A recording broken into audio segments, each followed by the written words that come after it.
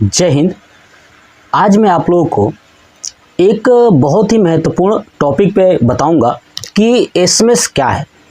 आपने देखा होगा हर एक मोबाइल में हर एक रिचार्ज पर कंपनी की तरफ से एसएमएस दिया जाता है। तो आज मैं पूरा डिटेल्स के साथ बात करूंगा कि जो एसएमएस होता है ना, वो एसएमएस आखिर में सबसे पहले किसने इसका आविष्कार किया था, किस कंपनी ने बनाया था, ये हम एसएमएस के बारे में पूरा डिटेल्स के साथ जानेंगे।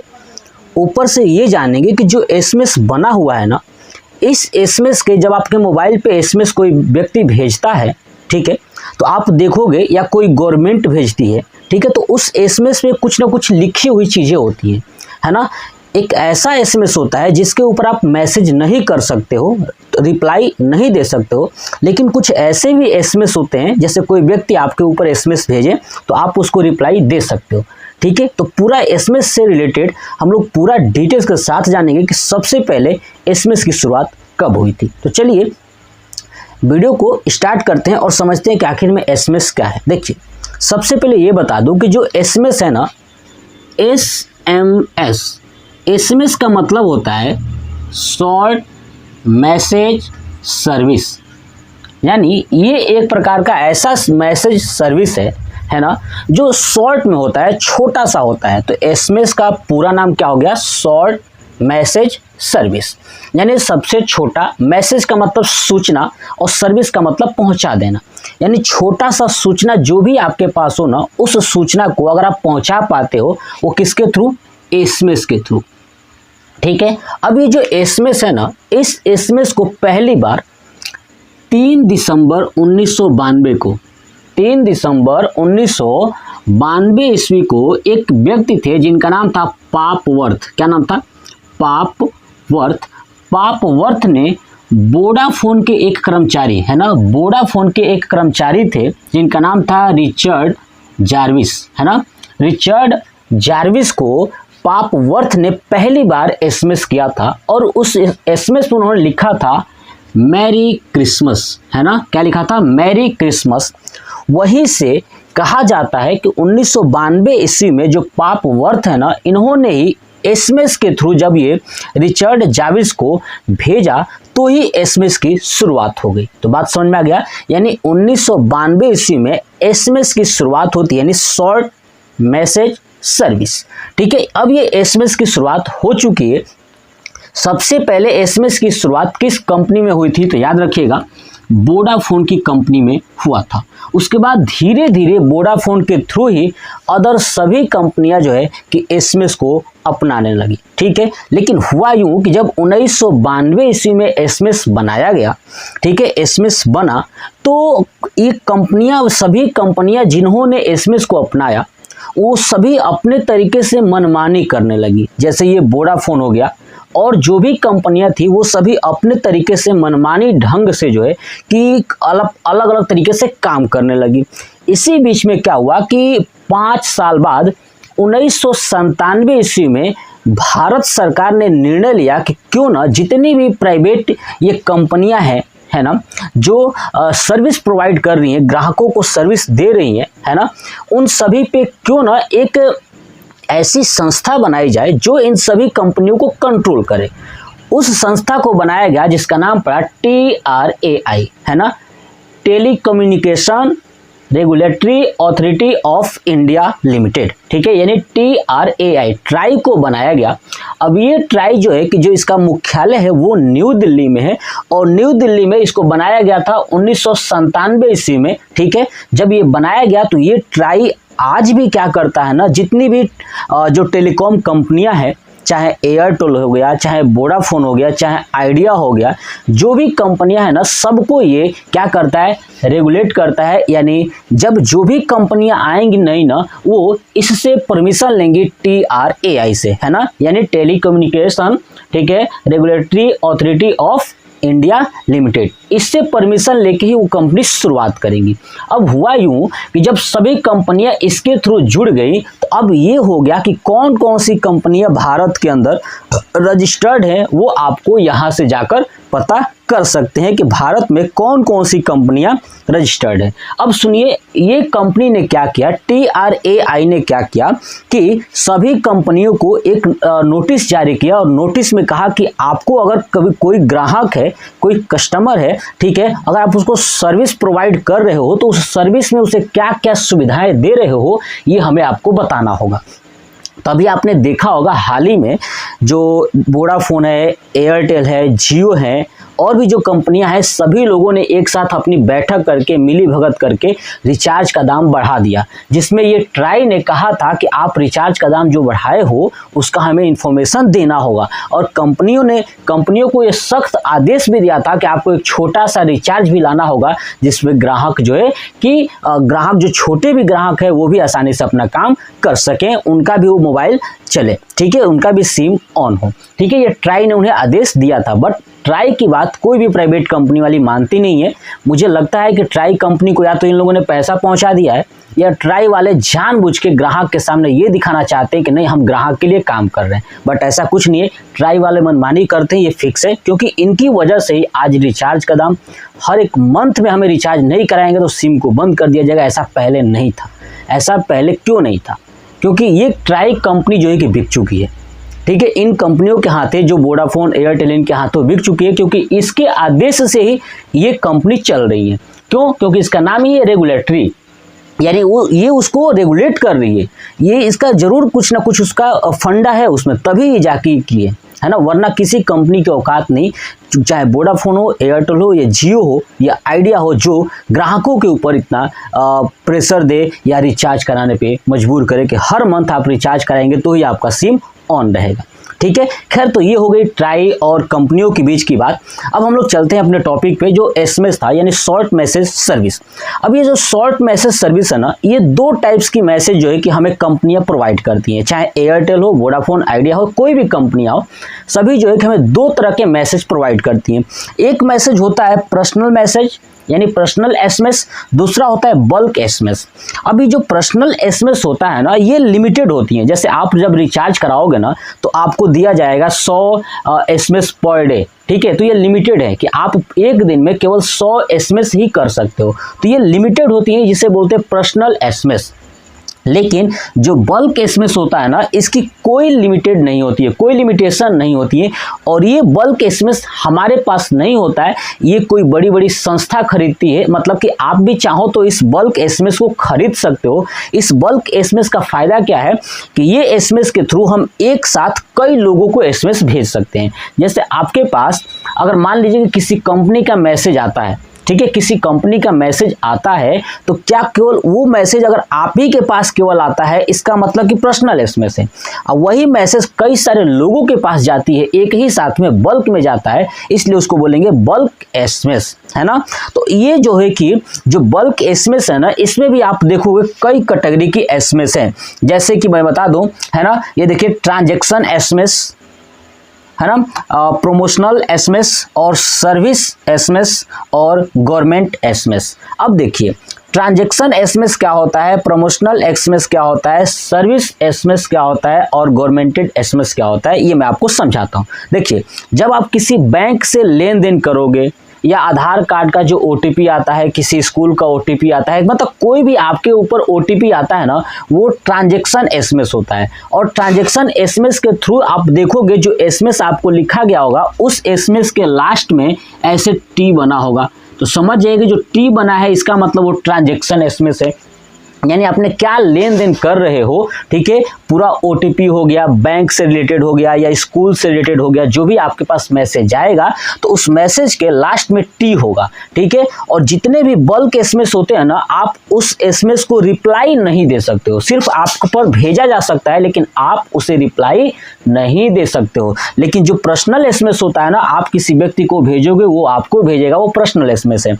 इसी बल्क SMS में आता है ट्रांजैक्शन, है ना, जो कि ट्रांजैक्शन SMS जो है कि मैंने बताया कि ये क्या काम करता है कि इसमें कुछ नहीं है, इसमें लास्ट में T लगा होगा, तो समझ जाइए ट्रांजैक्शन वाला है। क्योंकि जब भी कंपनी आपके ऊपर भेजेगी ना, तो ये कोई ना कोई OTP का होगा या बैंक का होगा या स्कूल का होगा। आपने जहां जहां उसको दिया होगा ना, जो लोगों ने ये ट्रांजैक्शन SMS का खरीदा होगा, किससे, कंपनी जो ये प्रोवाइड कर रही है, जिस कंपनी का सिम वो लोग चला रहे हैं कंपनी वाले, ठीक है। जैसे मान लीजिए कि बल्क एसएमएस जिसने खरीदा है ना, तो मान लीजिए कि मेरे पास वोडाफोन का सिम है, अगर तो मैं बल्क एसएमएस वोडाफोन से खरीदूंगा ना, तो वो पूछेगी कि आप कौन सा लेना चाहते हैं, ट्रांजैक्शन वाला या प्रमोशनल वाला, कौन सा। तो अगर मान लीजिए जो भी आप खरीदोगे, ठीक है, तो इसको डिसाइड कौन करता है, तो ये करता है TRAI। TRAI ही बताता है कि कौन सा एसएमएस किसके लिए है। यानी अगर आप बैंकिंग से रिलेटेड हो गया, ऑफिशियल वर्क कर रहे हो, तो वो आएगा ट्रांजैक्शन, है ना, ट्रांजैक्शन वाला जो कि एसएमएस होगा।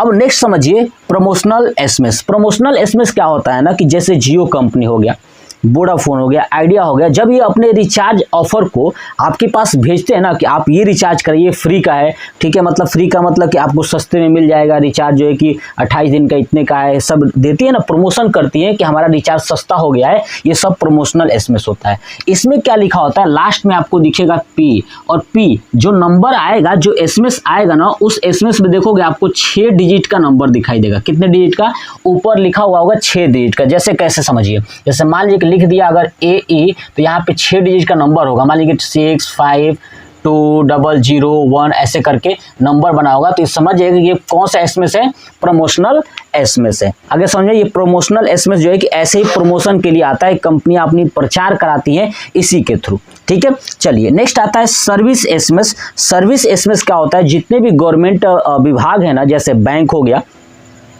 और आधार वाले सर्विस हो गई, ठीक है, जितने भी गवर्नमेंटेड चीज़ें हैं ना, अगर वो आपको सर्विस देती हैं, क्या देती हैं, अगर आपको वो सर्विस देती हैं, तो ये सर्विस एसएमएस का प्रयोग करेंगी। यानी वो आपको बताएंगी कि आप जो है कि क्या क्या कर रहे हो, आपके अकाउंट से क्या हो रहा है, बैंकिंग से सेवा से रिलेटेड। तो वो सर्विस अगर आपको प्रोवाइड कर रही है, तो एस लिख के भेजेंगी कि क्या है, ये सर्विस वाला एसएमएस है। आपको इन्फॉर्मेशन दोगी सर्विस से रिलेटेड कि आपके आधार कार्ड से क्या हुआ है, बैंक से क्या हुआ है, सब कुछ देंगी। तो मोस्टली अगर अगर आपके मोबाइल में देखोगे ना, तो आप चेक करोगे तो सबसे ज्यादा आपको यही मिलेगा, तीसरा वाला, यानी सर्विस एसएमएस आप देखोगे तो मिलेगा।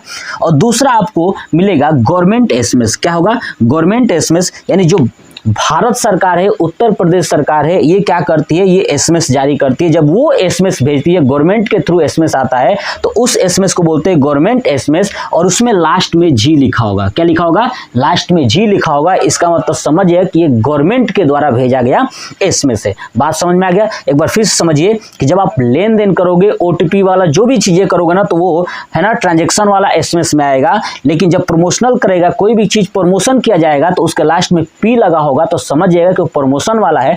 नेक्स्ट सर्विस, जब आपको कोई कंपनी सर्विस दे रही है, सर्विस प्रोवाइड करेगी, तो वहां पे आपको बताएगी कोई सर्विस दे करके कि देखिए आपके पास ये सुविधा है, ये है ना, तो वहां पे लास्ट में एस लगा होगा। लेकिन जो गवर्नमेंटेड एसएमएस है ना, उसमें लास्ट में जी लगा होगा, जो गवर्नमेंट आपको भेजेगी। अब आप कहोगे कि सर अगर ये चीजें न रहा, तो देखिए बाबू, अगर ये चीजें नहीं है तो समझ जाइएगा कि वो एसएमएस जो है कि फर्जी भी हो सकती है, क्योंकि आजकल फर्जी चल रहा है एसएमएस में। आपने आपके एसएमएस के थ्रू किसी ने लिंक भेज दिया, अब आप उस लिंक को क्लिक कर दीजिए। तो जब भी क्लिक करेंगे ना, तो ये चीज़ देख लीजिए कि क्या लास्ट में है या नहीं है, क्योंकि ये जो प्रोवाइड करती है ना, वो करती है TRAI। अगर ये TRAI से कोई परमिशन नहीं लेता है, तो आप देखोगे उसके एसएमएस में ये लास्ट में नहीं होगा। जैसे आप किसी को एसएमएस भेजो या कोई आप पे भेजेगा, तो आपका सीधे ऊपर नाम या नंबर दिखाई देगा, उसमें कोई भी ये नहीं दिखाई देगा। इसका मतलब आपने पर्सनल एसएमएस का प्रयोग किया है। समझ में आ गया। तो ये था हमारा एसएमएस का कब आया, एसएमएस कैसे हुआ, कितने टाइप्स की हैं, सब चीजें। अब समझिए जो एसएमएस आपके पास भेजी जाती है ना, वो उसका मतलब क्या होता है। जैसे ये लिखा हुआ है ये 652001, ऐसे देखिए यहाँ पे लिखा हो JE, है ना, RAGINF और लास्ट में G। इसका मतलब समझते हैं क्या होता है। जब भी आपके सामने एसएमएस आए, तो देखिए ये आगे वाला जो शब्द है ना, आगे वाला क्या बताता है कि ये कंपनी का नाम बताएगा। जे का मतलब होता है जियो, यानी जब आपके सामने अगर कोई एसएमएस करता है, अगर आगे जी लिखा है, मतलब जे लिखा है, इसका मतलब जियो।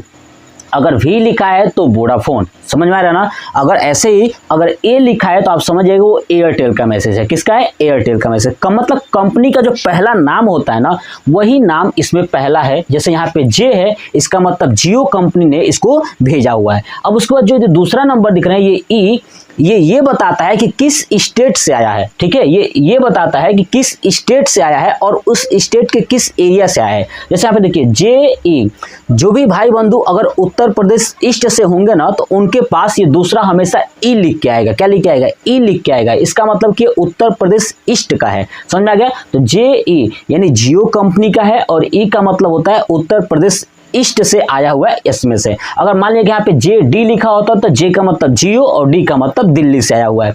अगर JM लिखा होता तो M का मतलब मुंबई, J का मतलब जियो, समझ में आ गया। अगर AM लिखा होता तो एयरटेल मुंबई, आगे समझ में ना। तो JE का मतलब क्या हो गया? जियो का है और E का मतलब उत्तर प्रदेश ईस्ट का है। इसका मतलब ये देखिए, ये जो SMS आया था ना, ये मुझे भेजा गया था साइबर क्राइम के द्वारा, ठीक है। तो यहाँ पे लिखा है J और E, यानी जियो का मेरा सिम है तो जियो पे आया था, और ई का मतलब होता है कि ये उत्तर प्रदेश ईस्ट से मुझे भेजा गया था। और ये देखिए लिखा है REGINF, है ना, रीजनल, यानी आपके क्षेत्रीय एरिया में इन लोगों का कहना यह था कि ये जो क्या है, ये बीच वाला, ये बताता है कि किस पर्पज से भेजा गया है। ये पर्पज बताता है। ये बीच वाला क्या होता है? पर्पज बताता है कि किस पर्पज से। जैसे आप देखोगे, अगर मान लीजिए कि आपके पास बैंक का आया, मान लीजिए कि बैंक का SMS आ गया ट्रांजेक्शन वाला, तो ऐसे लिखा होगा, मान लीजिए कि मैं लिख देता हूँ एयरटेल का लिख देता हूँ, और ठीक है, और कंपनी लिख देता हूँ, मतलब कि स्टेट लिख देता हूँ AE से आया तो यहाँ पे लिखा होगा आपका ATM SBI, ठीक है, मैंने लिख दिया। इसका मतलब ये है कि ATM SBI के द्वारा ये बनाया गया है और भेजा गया, और आगे यहाँ पे लिख दिया जाएगा S का मतलब होता है ये सर्विस आपको दे रही है इसलिए इन्होंने भेजा हुआ है। तो ऐसे बनता है ये वाला कोड, यानी आगे का क्या है, आगे वाला कंपनी बताता है, दूसरा स्टेट कोड बताता है, बीच वाला किस पर्पज से कौन सी कंपनी ने भेजा है वो ये बताता है। समझ में आ गया? पर्पज भी लिखा होता है और कौन सी कंपनी। जैसे यहाँ पे REGINF, यानी आपके एरिया में ये साइबर क्राइम का जो अटैक है ना, मालवेयर जो सॉफ्टवेयर है, वायरस है, इन सब के बारे में मुझे इन्फॉर्मेशन दिया गया था। किसके द्वारा दिया गया? तो यहाँ पे लिखा है G, क्या लिखा है? G, यानी G लगा हुआ है, इसका मतलब ये गवर्नमेंटेड है, यानी मैं सेफ हूँ, कोई मुझे दिक्कत नहीं है। अगर मैं इन सभी पे लिखी हुई चीजों को अगर क्लिक भी करता हूं तो मुझे कोई दिक्कत नहीं होने वाला, क्योंकि इन सबको परमिशन ट्राई ने दिया हुआ है, ठीक है। तो यहाँ पे जो G लिखा है इसका मतलब कि गवर्नमेंटेड SMS है, मतलब आपको सतर्कता के लिए भेजा गया है, ठीक है। तो ये था हमारा पूरा SMS शॉर्ट मैसेज सर्विस क्या होता है, मैंने पूरा डिटेल के साथ समझाया। आप इसका स्क्रीनशॉट ले लें, और मैं कहूंगा दोस्तों से कि आप लोग इसको ज्यादा से ज्यादा लोगों तक शेयर करें, ताकि वो लोग भी जाने कौन से SMS को क्लिक करना चाहिए, कौन सा नहीं करना चाहिए। तो फिर से बता दूं कि जिस SMS पर ये लिखा होगा ना, उसे आप क्लिक नहीं कर पाओगे, नहीं उसे रिप्लाई दे पाओगे। अगर इस पे नहीं लिखा गया है, इसका मतलब हो सकता है वो फ्रॉड या वो लिंक भेजे, तो आप उस लिंक पे कभी भी क्लिक मत करिएगा, वरना आपके अकाउंट से पैसा खाली हो सकता है, ठीक है। तो आप इस बात का ध्यान रखिएगा कि हमेशा जब भी SMS को क्लिक करें ना, तो देखें कि वो जो लिंक आया हुआ है उस SMS में वो किसके थ्रू आया है, क्या वो ट्रांजेक्शन वाला है, या प्रमोशनल है, या सर्विस है, या गवर्नमेंटेड है। क्योंकि इसे आप अगर क्लिक करते हो तो ये सेफ है, इसके अलावा सेफ नहीं है। हाँ, बहुत सारे ऐसे भी SMS हैं जिनके पीछे ये आपको दिखाई नहीं देगा। जैसे रेलवे, अगर कोई स्टूडेंट्स रेलवे का एग्जाम देने जाएगा तो उसके एडमिट कार्ड का अगर मैसेज आता है तो उसमें ये कोई भी नहीं लिखा होता है, क्योंकि वो आपको नहीं ट्रांजेक्शन कर रहा है, नहीं प्रमोशन दिया जा रहा है, ना सर्विस दिया जा रहा है, ना ही गवर्नमेंटेड है, वो आपको सिर्फ इन्फॉर्मेशन दिया जा रहा है। तो उस इन्फॉर्मेशन को आप देखोगे, सिर्फ रीड कर पाओगे, उसमें कोई भी लिंक वगैरह नहीं होगा। क्योंकि जब लिंक वाला भेजा जाएगा तो वहाँ पे साफ साफ रेलवे लिखा गया होगा, है ना, RRB द्वारा लिखा गया होगा सब कुछ डिटेल्स, तो आपको भेजा जाएगा। ऐसे तमाम और भी जितनी भी कंपनियां हैं जो